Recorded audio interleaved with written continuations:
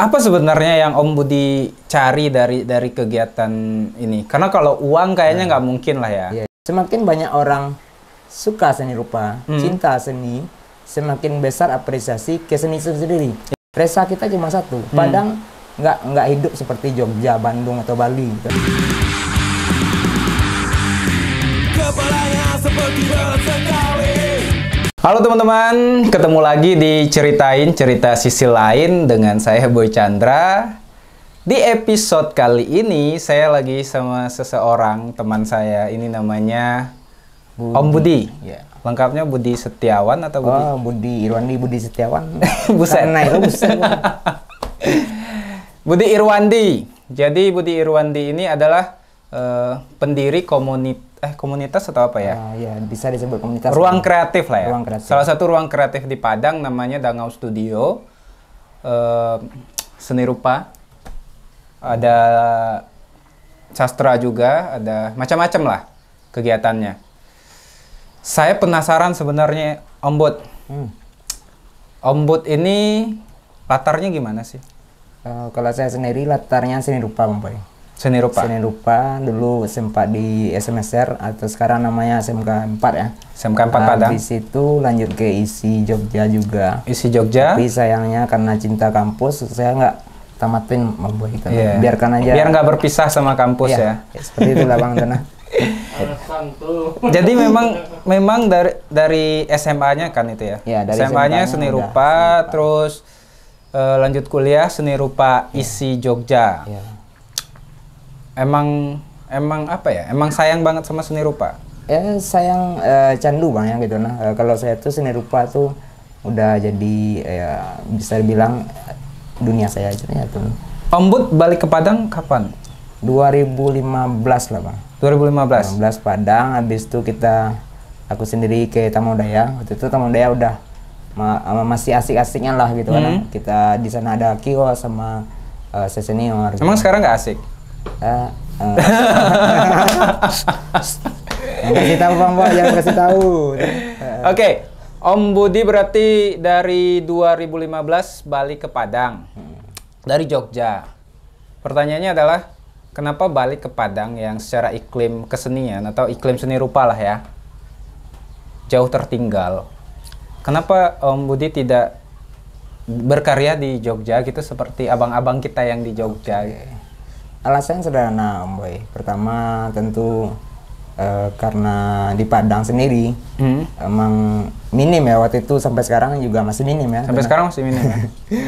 Gimana kehidupan seniman dan kehidupan senia sendiri di terutama sini. seni rupa ya? Seni rupa ini seni rupa. Kita masih nggak teredukasi seperti Jogja dan kota-kota lainnya.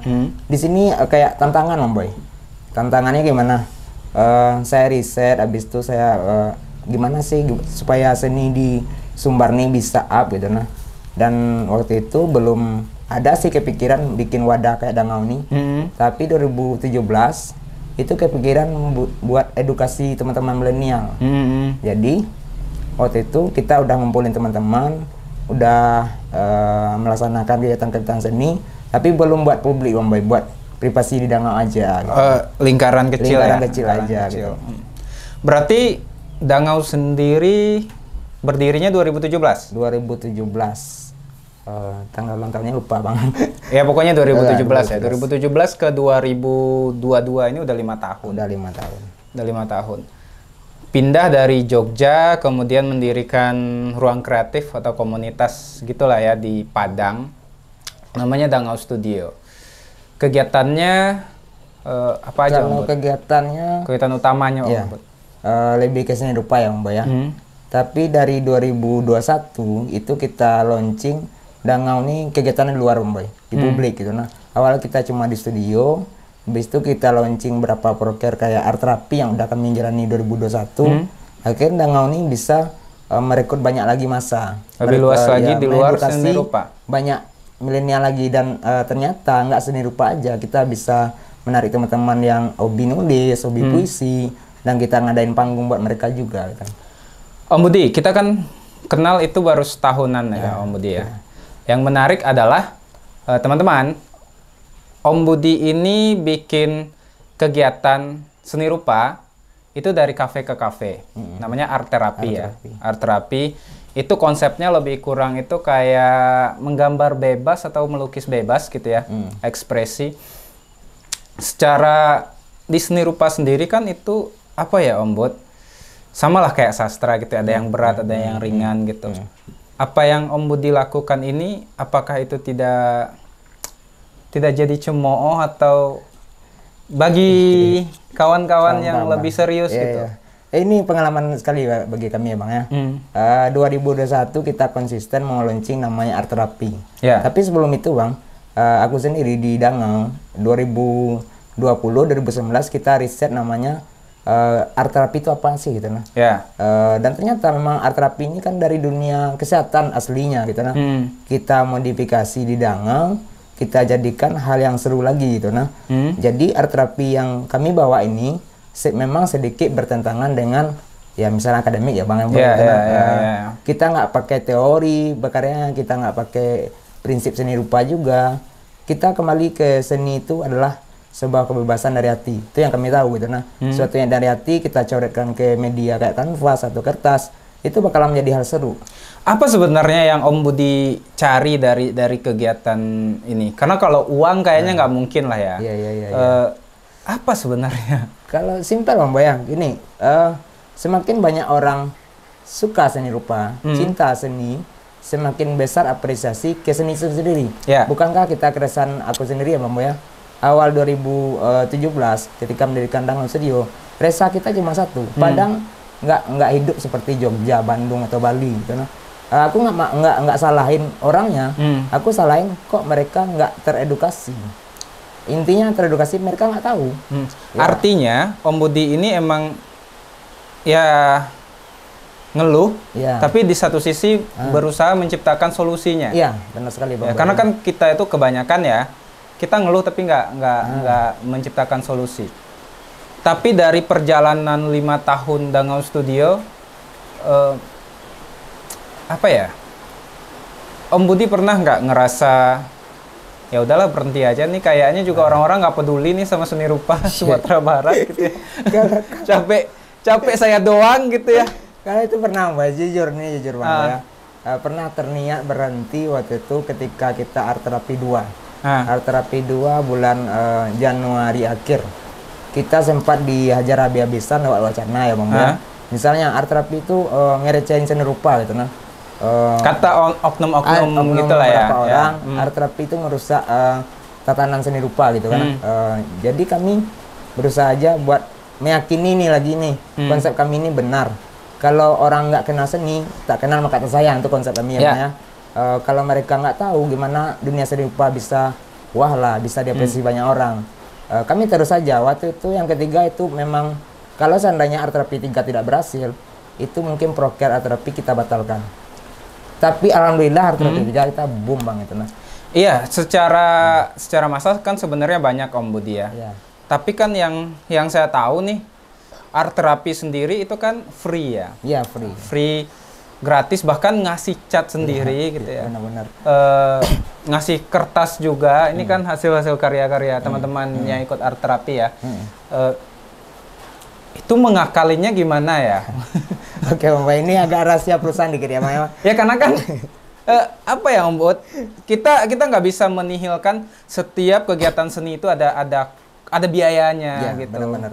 Jadi gini ya Om Boy, waktu itu kita udah nyusun proker dari awal emang ya. Jadi kita gini, seperti orang jualan Bang, kita harus ada modal dulu. Iya betul. Waktu itu kami swadaya Bang Boy. Dari keluarga Dangau sendiri kita swadaya beli alat dan bahan kayak cat semuanya. Kita dari kita untuk kita aja dulu. Alhamdulillah itu bisa dicukupi Bang, bisa tercukupi buat event art therapy. 1, 2, 3 pecah, mungkin 4, 5, 6-nya kami ya sedikit cari donatur lah Bang, karena semakin banyak masa yang datang, semakin banyak alat dan bahan yang diperlukan banget. Iya betul. Dari pemerintah Sumatera Barat sendiri, dinas kebudayaan atau dinas apalah gitu ya, ada kerjasama nggak atau ngasih support sejauh ini? Atau sudah ada ngasih support nggak? Kalau support dalam bentuk apa namanya Bang, omongan lah istilahnya. Maju terus. Ya insya Allah ada. Ya kalau Maju terus pantang mundur, enggak bang gitu nah. ya kalau itu semua orang juga bisa ya. Ya oke. Jadi Pak mungkin Bang Boy maksudnya yang lainnya gitu. Ya. Jadi support itu ya setelah PKD kemarin ini Danau oke nih, art terapi oke nih, ya sekedar oke aja. Kan. Ya tapi kan ini kan apa ya, kerja-kerja kebudayaan yang kerja-kerja kesenian yang harusnya juga menjadi perhatian ya bagi mereka. Ini bukan konteksnya kita berharap dibantu atau segala macam gitu ya. Karena untuk jalan konsisten di jalan kesenian ini nggak mudah gitu ya. Bener. Berat. Ya berharapnya sih adalah kalau minimal boleh kasih cat apa gitu ya. Kalau kita berharapnya kayak gitu Om Boy ya, tapi saya mikir waktu itu kalau masih bisa kita swadayakan. Tapi sekarang di 2022 Bang ya, kita mau mereka juga masih support.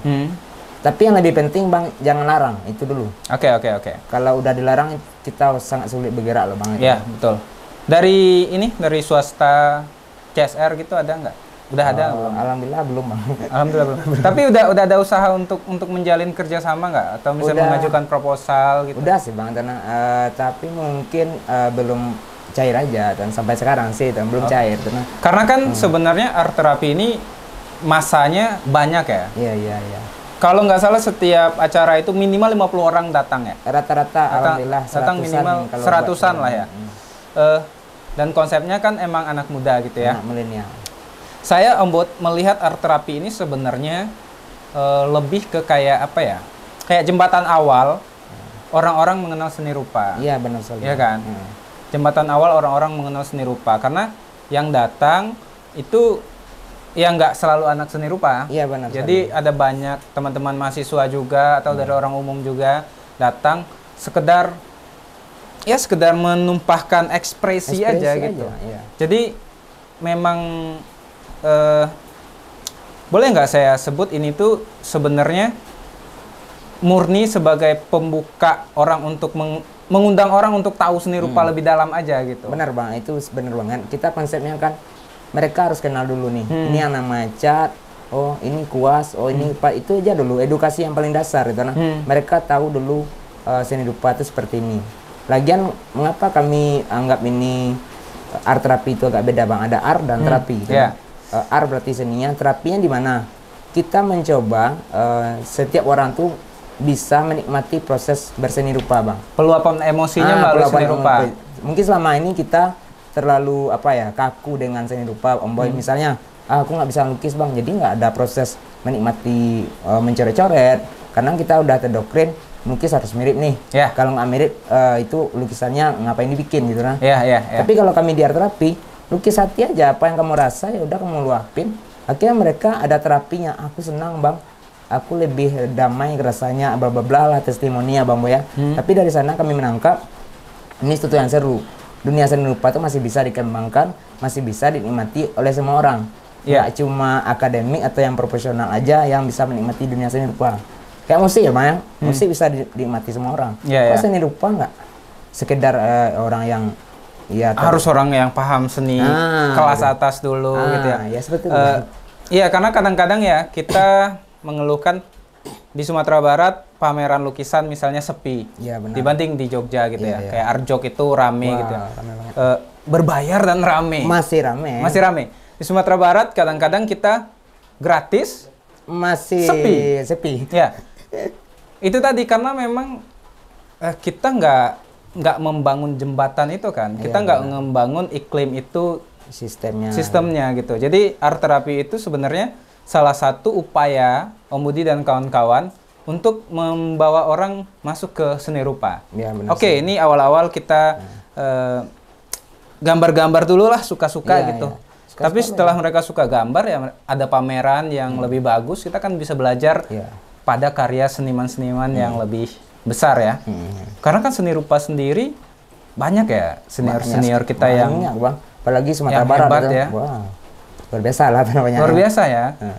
Tapi apresiasinya masih kurang, mungkin karena kita memang belum ini ya Om Bud ya. Sebenarnya gini banget karena intinya mereka nggak kenal, itu aja. Ya, mereka nggak Kalau kenal. udah kenal seni itu gimana, pasti mereka mau nontonnya lah pameran, mau apresiasi, mau datang.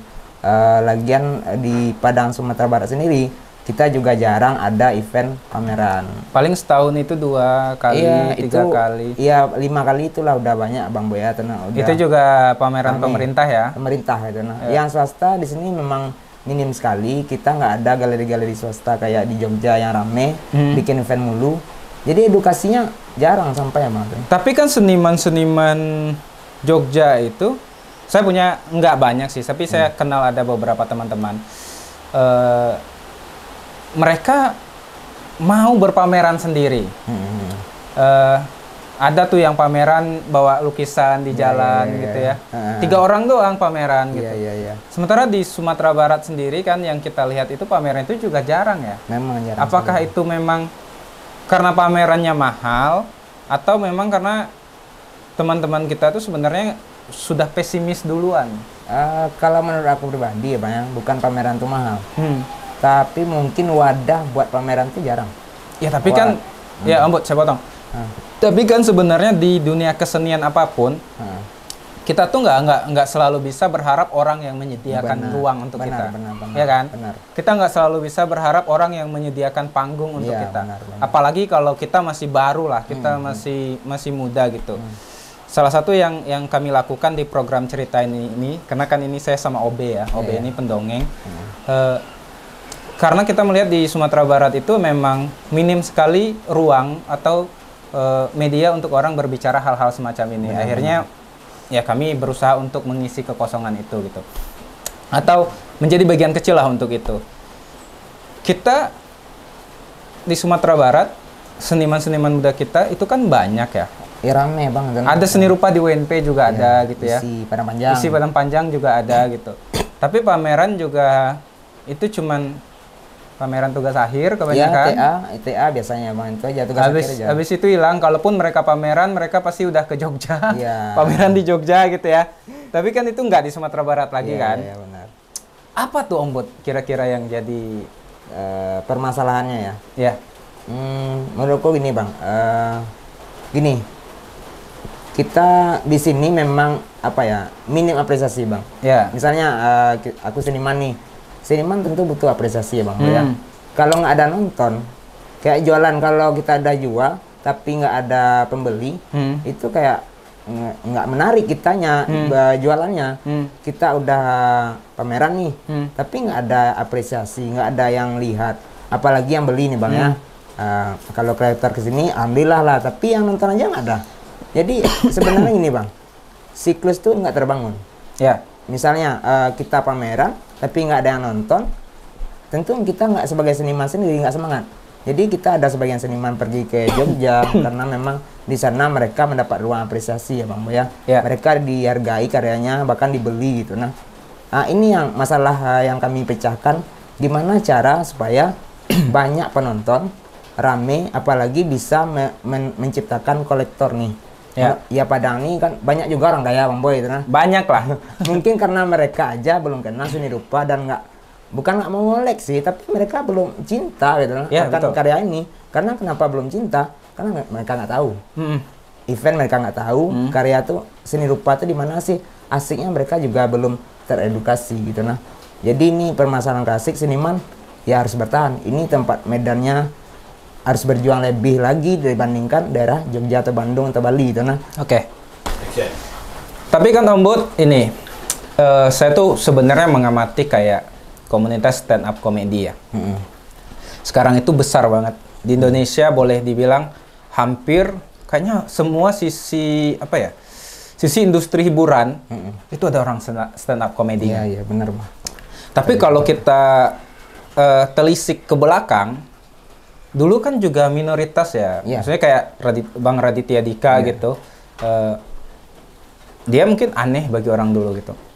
Nah, artinya kan memang itu harus proses. Kalau di Sumatera Barat sendiri pameran gitu, nggak ada yang datang, sekarang tuh ya normal sih sebenarnya karena emang belum terbangun. Benar. Tapi kalau misalnya nggak ada pamerannya, nggak pernah berani mencoba, nggak ngebangun iklimnya, ya akan gitu-gitu juga kan? Ya kapan ada prosesnya? Ya. Saya datang ke pameran waktu itu di Pariaman, ada Mubarak ya. Oh iya, siapa yang Mubarak ya, Ya, di waktu itu Barat. di Taman Guci masalahnya. Ya, dia sendiri tuh di Pariaman. Itu juga pameran yang setelah puluhan tahun baru lagi ada gitu kan. Artinya kan memang kalau kita pengen iklimnya terbentuk, ya kita harus bergerak kan. Maksudnya kayak teman-teman ya harus bikin pameran yang apa ya, yang membawa orang untuk datang ke sana gitu.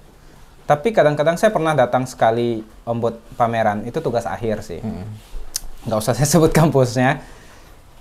Tapi pas saya datang, itu jadwalnya sudah pembukaan itu hari itu harusnya, karena saya diundang kan sama teman saya. Tapi displaynya belum selesai, ini segala macamnya belum matang gitu. Masih majang-majang lukisan, sementara orang udah datang gitu. Tamu udah datang. Itu kan kesannya Belum ready. tidak profesional, Yes. tidak siap. Bagaimana orang bisa mengapresiasi kalau misalnya kita sendiri nggak siap gitu? Ini masalah antara gimana ya Pak? Klasik juga sih Bang. Kemarin kita sempat bincang sama Daib yang di dosen isi Padang Panjang. Sederhana aja Bang. Ini karya, kalau pameran tuh harus benar-benar ready. Kayak bingkai gitu. Nah, tolonglah karya itu memang ready di bingkai. Biar kenapa? Pas orang datang, orang yang belum pernah lihat pameran, mereka tahu, wah karya pameran tuh harus gini, harus oke gitu. Nah, tapi kalau dari kita sendiri, dari senimannya sendiri Bang ya, itu nggak memperhatikan hal kecil itu. Dunia seni itu jadi tambah menarik Bang, tambah sepi peminat, karena memang dari pihak penyelenggaranya sendiri nggak ready seperti Bang Boy bilang tadi. Kita tamu udah datang, mereka masih display gitu. Terus juga nggak rapi lah gitu ya. Hal kecil sederhana Bang, kayak lighting, nggak tepat nih. Ya, itu mungkin memang butuh edukasi jangka panjang Bang ya, antara proses manajemen pamerannya, banyak hal yang harus diperbaiki di tempat kita sendiri kayaknya Bang. Ambut, saya nggak tahu nih Ambut ya, karena saya nggak kuliah di seni rupa. Apakah di kampus-kampus seni rupa hal-hal semacam itu juga diajarkan? Misalnya kayak apa ya? Bagaimana sebuah karya dijual, bagaimana sebuah karya diberi nilai gitu ya, diberi nilai dalam artian uang gitu. Atau itu hanya sekali lalu aja, lebih fokus ke pengkaryaannya? Sebenarnya diajarkan Om Boy ya, setahu saya di kampus ISI ya, itu ada namanya manajemen pameran. Jadi kita juga dibekali cara berpameran, artinya mulai dari proses kuratorial sampai proses display, kita diajarin juga loh cara membangun link dengan kurator juga gitu. Nah, bagi teman-teman yang suka menggarap itu, mereka bakalan fokus ya Om Boy, karena kita saling membutuhkan. Antara manajemen dan seniman saling membutuhkan. Jadi manajemen seni rupa sendiri itu diajarkan ilmunya, cara display yang baik dan proses-proses ke bawah itu diajarkan di sana. Kalau di sini mungkin diajarkan juga Bang ya. Nah. Iya, tapi kan apakah di Sumatera Barat ini manajerial kesenian itu jadi hal yang tidak apa ya? Kalau di sini kan manajerial talent juga kan gitu ya. Apakah kita juga luput dari situ? Kita sibuk berkarya aja tanpa memikirkan marketnya, tanpa memikirkan segala macam gitu. Kalau bagi kami di dalam studio ya Om Boy ya, itu sangat penting Bapak. Kenapa penting? Seniman kalau dia udah mikirin segalanya, mulai dari proses manajemennya, mereka bakalan susah mengeluarkan karya terbaiknya. Capek gitu. Nah, jadi kami sebenarnya di Dangau nih ada talent nih Bang, dia lukis talentnya. Kita minta dia tuh berkarya memang luar biasa, tapi jangan pikirkan gimana cara pamerannya. Nah, kita support seniman itu dalam bentuk eventnya. Karena mereka seniman berkarya, jadi kami yang garap event buat dianya. Jadi dia bisa totalitas dalam berkarya. Mungkin itu yang kami coba Bang ya. Artinya Dangau juga apa ya? Juga jadi ruang, selain ruang belajar tadi, juga ruang untuk mencarikan apa pembeli kolektor Ya. untuk senimannya. Di Dangau sendiri untuk saat ini yang talentnya ada berapa orang? Yang internal Ya, lah gitu. internal kita 2022 konsepnya memang kita up talent memang di seni rupa kita ada 4 orang. Si Dina, Puja, dan satu lagi Siska gitu nah. Ini karya siapa nih? Ya, ini Puja. karya Puja, satunya dan beberapa buah karya Dina itu nah. Ini memang mereka kita tuntut cuma kamu berkarya totalitas. Terus karyanya itu kita biasakan beda bang. Karyanya itu harus dibantai dulu sama tim kurator kita. Jadi intinya seniman tuh nggak cuma berkarya, mereka harus mempertanggungjawabkan karyanya apaan sih gitu nah. Karena wacana itu penting bang. Isi karya itu juga sesuatu yang penting juga. Gitu, nah. Jadi seniman tuh biasa harus tahu apa yang dilukisnya, harus tahu juga dia maknanya semuanya gitu nah. Itu kita proses di sini bang, mencoba ala profesionalitas dengan teman-teman sebenarnya non akademik malah. Ya artinya kan kita belajar untuk apa ya? Untuk bisa hadir atau lahir dalam bentuk emang pekerja seni yang profesional ya. Ya, mudah-mudahan ini kita lagi OTW bang ya tanah. Ya, Om Bud, cukup untuk saat ini. Saya senang sebenarnya dengan gerakan Om Budi. Semoga ini jadi apa ya? Jadi salah satu obrolan yang kalau kita lihat 5 tahun ke depan, karena kan akan ada di YouTube terus Om Budi ya. Kita berharap nanti ketika Dangau Studio lebih maju, lebih berkembang, kita mulai dari gerakan-gerakan seperti ini. Seperti tujuan kami kan ini semacam arsip untuk pekerja seni, pekerja kreatif di Sumatera Barat. Om Budi, terakhir nih Om Budi, apa harapan Om Budi terhadap dunia seni rupa di Sumatera Barat sebenarnya? Mau ngomongin keluhan juga boleh. Harapan sederhana bang. Pernah aku ditanya orang, ngapain lo sibuk? Sedangkan hasilnya nggak buat lu juga gitu. Ya, betul. Tapi jawabannya gini bang, aku suka ngasih karena aku senang ngasih itu. Aku lihat teman-teman ini berkarya, mereka diapresiasi, aku yang senang gitu bukan kita nggak butuh materi ya bang ya, tapi kesenangan itu bikin kita semangat lagi. Harapannya 5 tahun ke depan ini Sumatera Barat, Bali, Bandung, Jogja sendiri kita bisa menghidupkan suasana. Makanya gerakan kami kafe ke kafe, karena tempat itulah kita bisa menemukan milenial yang nggak tahu seni rupa. Anak muda yang kita belum tahu seni rupa jadi tahu seni rupa. Oke.